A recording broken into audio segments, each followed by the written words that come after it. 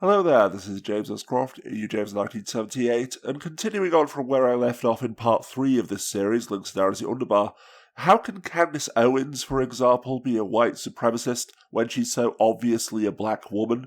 Well, how can any poor person ever vote Tory or Republican, and how can anyone who is able to get pregnant ever oppose the right to choose? Quite simply because no matter how oppressed or exploited they may be under the current system, that system makes them feel privileged, it makes them feel special, and even if it's only by the breadth of a gnat's wing, the current system reassures them that they're slightly superior to those who they deem to be beneath them, meaning that especially as a result of growing up in a white supremacist society, and therefore being indoctrinated from birth with the white supremacist myths and conceits which are the bedrock of our society, many black people are indeed open and proud white supremacists, just as some of their enslaved ancestors opposed the abolition of slavery, and many Jews actively participated in and even supported the Holocaust. You said you believe white people should have more children? We definitely need white babies. And I tremble at the idea that white babies, that the white group is going down in numbers, because if you lose white folks, America, it's over for America. Because if you notice, white people tend to be more innovative. They're more creative. They have ideas about things. All these other races don't do nothing but destroy. They don't build, they destroy. Of course, that is only the most extreme and blatant example, but as I explained in part 3, the biological essentialism which is the foundation of the patriarchy is so ubiquitous and pervasive that even self-proclaimed radical feminists not only fail to recognise it as a weapon of the patriarchy, but actively embrace it as the defining basis of their identity as women. Beyond that one example as well, the assumption of white cis-het male Christian supremacy and the dogma that capitalism is the only option because, quote, there is no alternative, are the background radiation which shape and manipulate every aspect of our identity and our lives. And as a result, therefore, just as is the case with transphobic cis women who claim to be feminists while actively reinforcing and defending the patriarchy, we are also indoctrinated to accept the current hierarchy as the norm and so desperate to maintain the reassurance that we are special that is used to manipulate and control us, that even the most oppressed and exploited members of the in-group, the ones who are only one rung up from the bottom of society, are too terrified of the uppity inferiors stealing their place in the social order to even consider that the hierarchy itself might actually be the problem. There was some discourse on Twitter lately about what the left can do to appeal to young men, with one tweet in particular claiming that men flock to the right because the left gives, quote, brain-dead advice to young men. Now, I disagree with this opinion, firstly because I think it's overly simplistic. Young men today are not neutrally considering different ideologies and picking the one that gives the best advice or has the most attractive branding or whatever. The truth is that these ideologies are offering completely different, incomparable things. What the right wing is offering is patriarchy and all its promises, backed up by an entire human history's worth of traditions and stories and myths. Follow us, act as we tell you to act, and you'll be a real man, the top of the pyramid above everyone else, and women, in particular, will have to do what you say. Now, the left, in turn, offers equality, nobody being inherently better than anyone else, but what that means in practice for a lot of young men is that women do not have to do what they say.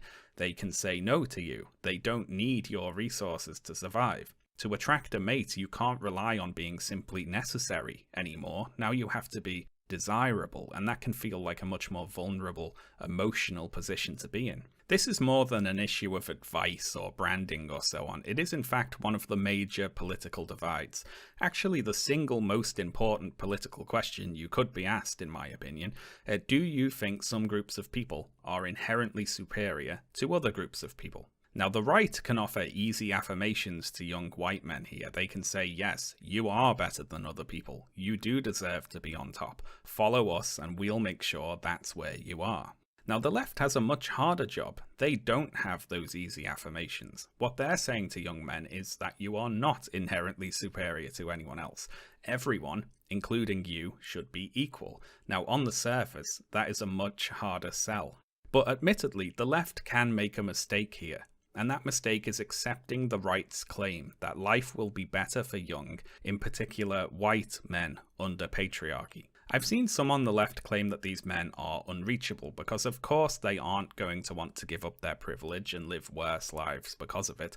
Patriarchy is beneficial to these men, is the claim, so they're never going to want to give it up. But the truth here is that patriarchy is not good for men. At the very least, it is not good for the vast majority of men. Now, I'm far from the first person to make this observation, of course.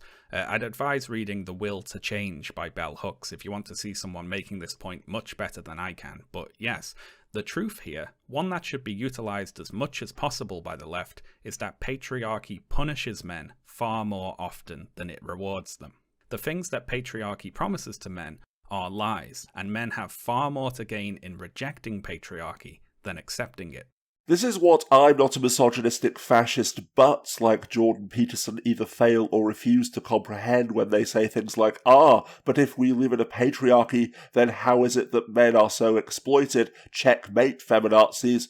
Most likely because accepting this reality would halt the gravy train by exposing and destroying the entire basis of their grift. But either way, though, the answer to that disingenuous gotcha question is that far from ever giving more rights, power, privilege, opportunity, and what have you to the overwhelming majority of the supposedly superior in-group, exploitative hierarchies such as capitalism, white supremacy, and the patriarchy sustain themselves by creating an inferior out-group, knowing that the members of what has been labelled as the superior in-group by default will be so terrified of being exiled to that outgroup, and so threatened by the constant fear that the outgroup is seeking to turn the tables, that they will literally exploit themselves. In other words, by creating the standard ideal and norm that only girls are weak, only girls express their emotions, only girls depend on others for financial support, and so on and so forth,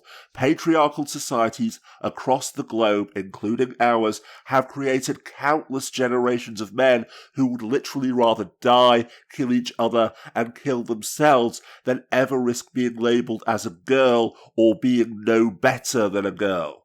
And yes, I do mean literally kill themselves, because from the terrifyingly high rate of suicide amongst men to the equally high number of deaths at work, and the fact that only men have ever been conscripted to fight in wars, all of these anti-feminist talking points are the result of the patriarchy conditioning us to risk our own lives rather than ever be a girl or let the inferior girlies be equal. And likewise, from the high rate of homelessness amongst men to the men who lose all access to their children during custody battles, every other MRA talking point is a direct result of the patriarchal conditioning which programs us to be the expendable providers and protectors, teaching us that we are walking wallets and human shields, and that therefore if we cannot be a provider for and protector of the young'uns and the women folk, then we deserve to live on the streets or even kill ourselves out of shame.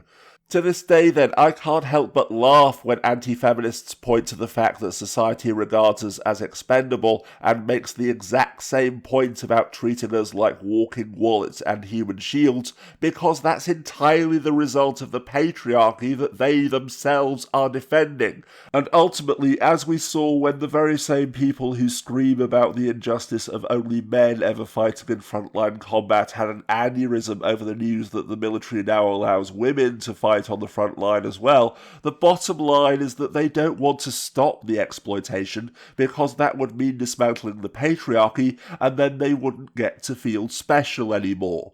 Indeed, far from wanting to prevent or even reduce the harm that the patriarchy causes to all of us, MRAs are simply pissed off that they haven't received the rewards that the patriarchy promised them for being so naturally superior and in exchange for other men's heroic sacrifices, namely the undying gratitude and devotion of the weak and inferior girlies who they provide for and protect.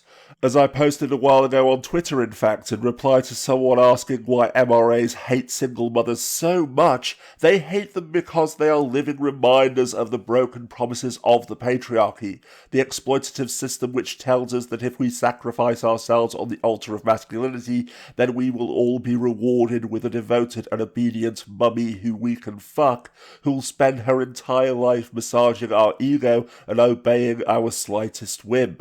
By merely existing then, single mothers and every other woman who they condemn as whores remind us that it's not the superior man who gets the girl, but that the choice is hers. That no, she's not going to be your devoted waifu for lifeu merely because you carried your baby to term. And on the flip side of that coin as well, not only do you have absolutely no say whatsoever in whether or not she chooses to carry your baby to term, but if she chooses to do so, then yes, you still have a financial responsibility to the child that wouldn't exist if you hadn't wanted to get your dick wet, meaning that for all of the cries of injustice and oppression, far from being outraged by the fact that so many men are suffering and dying needlessly, they are simply pissed off that women aren't grateful for it, and nasty feminazis are hurting their feelings by implying that they're the bad guys.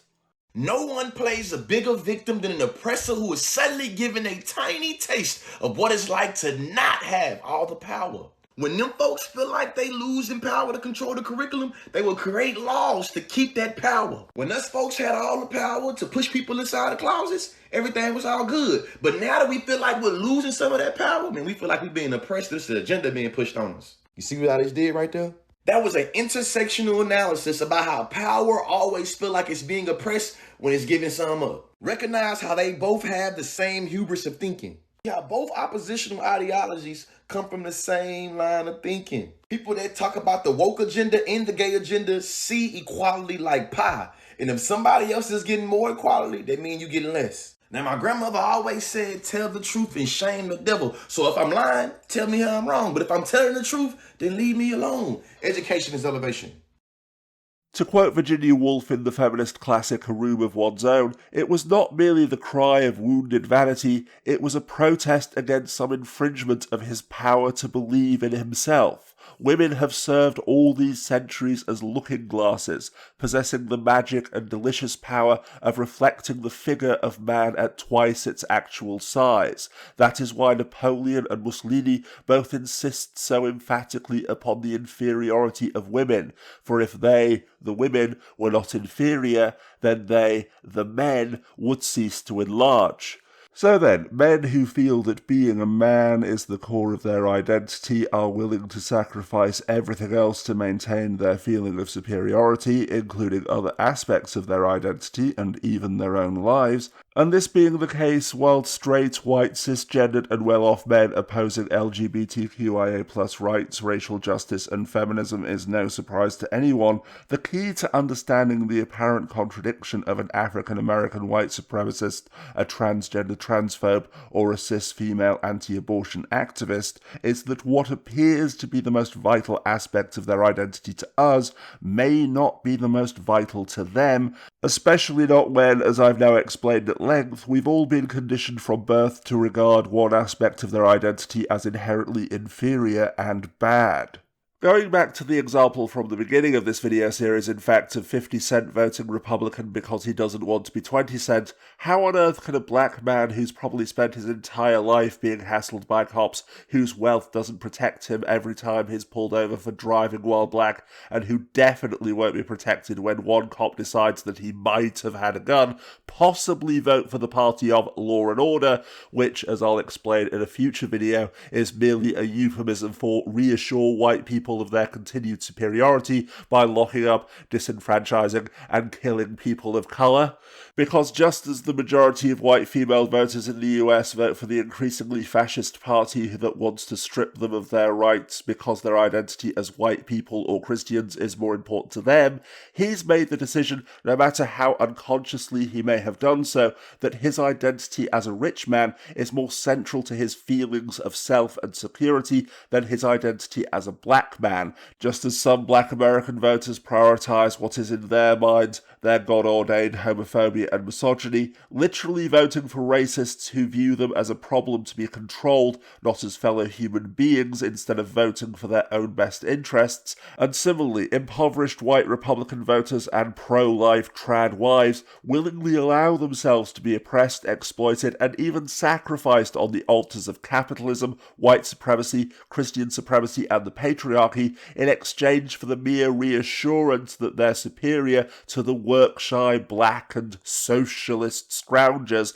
illegal immigrants, and heathen whores. Here's what I find so tragic about these young, pretty conservative women. You're such a gaslighted demographic because one of the pillars of this ideology that you're bought into is that some people are just inherently superior and inferior people deserve to be exploited. And sure, women are technically property, but you don't have to worry about that because you are hot property. Exceptions will be made for you. So you're more than willing to play into this needlessly cruel game because you've been assured that you'll win. And soon the young winning man of your dreams will look at you and say, yes, that is what I'm supposed to want, and acquiring her will make me look like a superior man. And on your way to your superior life together, you will become his obedient, righteous, lonely, domestic servant. Congratulations. Until one day, you get a scary mammogram. And you discover that he never signed up to be a nursemaid. And unlike you, the young 24-year-old bleach blonde at the office understands that he's the most important person in any room. And she'll have no qualms about poaching your mate because he's her ticket to a superior life. And at that moment, when the handle has snapped off of the basket that held all of your eggs, you might realize that you were flattered into giving your entire life away in service of a man who only ever saw you as a commodity, because I assure you, that is how these men see you. And being hot property won't have protected you from a life of being used up and discarded. But here's the kicker. You'll have sunk so much of your life into proving your own politics right that you won't be able to direct that rage in the appropriate direction, because that will mean admitting that you were had.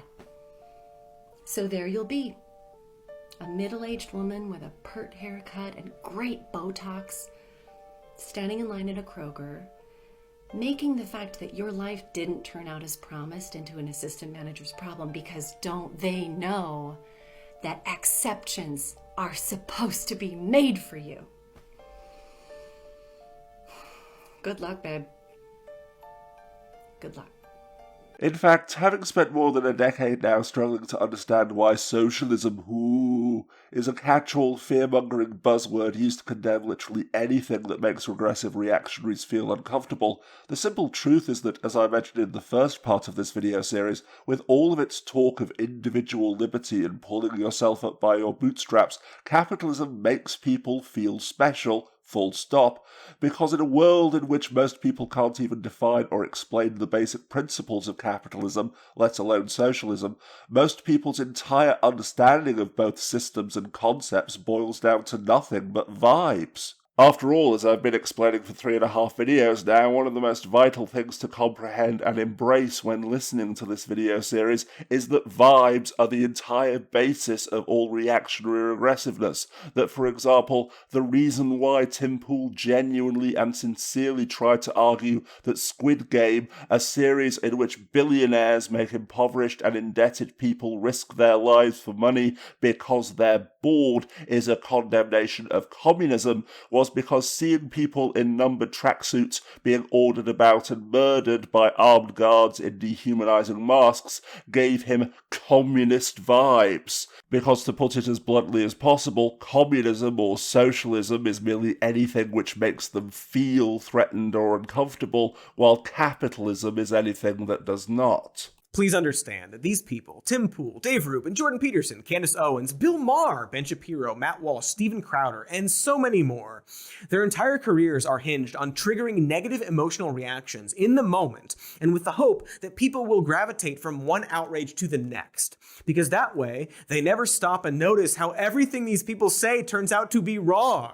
They sit and skim the news live on their multi-million-dollar shows and then throw out conclusions based on their personal beliefs and feelings.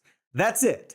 As a matter of fact, this is literally the only reason why such regressive reactionaries insist that the Nazis were socialist, declaring that Nazism and communism are the same thing, or at the very best, two sides of the same coin, because armed men ordering them about and not letting them feel special anymore is what they feel that socialists would do. Apparently ignorant of the fact that totalitarian dictatorships are a type of government, like monarchies or republics, not a political ideology or tied to any single political ideology, and that you could theoretically build a totalitarian dictatorship around the belief that green is the best colour, or dubstep is the best form of dance music, sending anyone who likes hip-hop or reggae to concentration camps. So while leftists who assume that the people who oppose them must have some kind of logical and rational reason for doing so conclude that they must believe they'll be billionaires themselves one day, and thus work to debunk that absurd delusion with facts and evidence,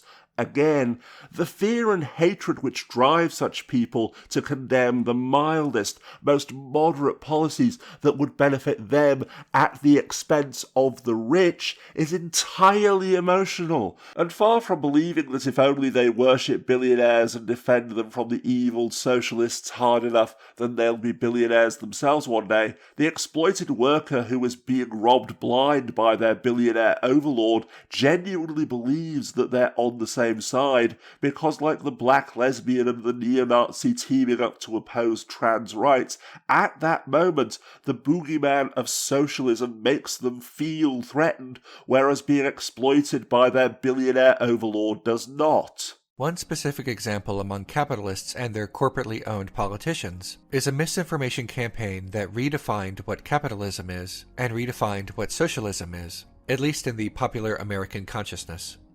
This created a culture in which the workers sided with capitalism and their own oppression. Capitalism was redefined in the popular consciousness of the United States simply as the American way of life, of hard work and dedication, instead of what it is, an economic system that depends on the vast majority of people being dependent on wage labor, enriching capitalists who privately own the means of production while the poor never see a share of that wealth. Socialism was redefined as a foreign influence, and that adoption of such an ideology was treason. Anything that could potentially cut into the profits of rich capitalists was branded socialism, and since this boogeyman term was conflated with treason, capitalism had the added side effect of being branded as patriotic. This was not an accident. It was the goal of capitalists to brand their hoarding of wealth, their stealing of wages, their greed, their exploitation of the workers, all as patriotic and in keeping with the values of the country. Capitalists and their bought politicians told workers that the threat was not the capitalists who exploited them, but foreign socialists, and workers were given the impression that they had more in common with rich capitalists in the United States than they did with workers in the Soviet Union. Once again, due to misinformation, the workers opposed the wrong people. This tactic during the 20th century was the same used in the late 19th century following the American Civil War, protecting capitalist interests by misinformation, driving a wedge between the workers and creating a false solidarity between the capitalists and their workers while shunning actual class solidarity among the workers themselves. This has continued to this very day. It's why the aforementioned protesters are calling the quarantine socialism or communism. It doesn't make any sense until you recognize how words and ideologies are conflated due to misinformation from capitalists. Businesses being closed for safety reasons affects capitalists' ability to earn even more money. Therefore, closing a business is socialism in the eyes of many conservative workers. A quarantine limits movement. Capitalist propaganda and misinformation labels capitalism as freedom. Less freedom under a quarantine, therefore the quarantine is socialism in the eyes of many conservative workers. Closing the United States? while capitalism and the United States have been propagandized as one and the same. Therefore, closing the United States is socialism in the eyes of many conservative workers. Anything that conflicts with the vague concept of the American way of life is socialism, and if socialism is something to be defeated, then capitalism is something to be protected. Conservative protesters are given the impression that they are out there defending the United States of America, defending capitalism from socialism, an ideology that they have mistakenly been led to believe is what is oppressing them and keeping them poor, instead of what is actually oppressing them and keeping them poor. Capitalism. Poverty among the many is the inevitable consequence of capitalism. Capitalists and their bought politicians will always find some other reason why the poor, and to a lesser extent the middle class, are suffering. It can never be the fault of capitalism, so this century it must be the fault of immigrants. Immigration then becomes a wedge issue for voters, a way to distract them from the people of wealth and privilege who are actually in power. Studies have shown that immigrants do not significantly affect low wages. And it only takes a little common sense to understand that immigrants do not control wages. Capitalists who could easily afford to pay higher wages are why there are low wages. Capitalists have bought politicians who have, in turn, kept the federal minimum wage stagnant for over a decade at $7.25. Politicians can't expose this and certainly can't blame themselves, so the workforce is divided through this wedge issue. Immigrants are not keeping wages low. Capitalists are. Who do you think has more power? Billionaires with tons of political connections? Or people who just arrived in this country last week with nothing but the shirts on their backs? Capitalists and their bought politicians do it once again. They create a false solidarity between poor white conservative workers and rich white conservative capitalists against the poor workers from Mexico and other Central American countries. Poor workers from differing countries have far more common class interests than poor workers and rich capitalists from the same country, but poor white conservative workers don't see it that way.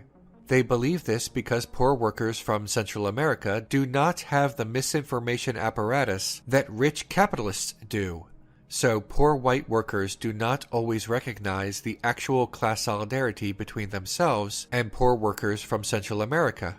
The names and faces change, but the strategy stays the same throughout the centuries under capitalism. As I explained in part 2 of this video series then, proving to such people how they're allowing themselves to be exploited and that they'll be much better off and have more rights, freedom, etc. if they side with the left that they fear and condemn is a total waste of time, because from their perspective, their problem isn't their poverty, their lack of rights, the fact that they're being oppressed, exploited, or anything like that. Instead, they're entirely focused on the threat, as they perceive it, to their feelings of privilege and superiority posed by what they perceive as the inferior other and their allies in the liberal elite.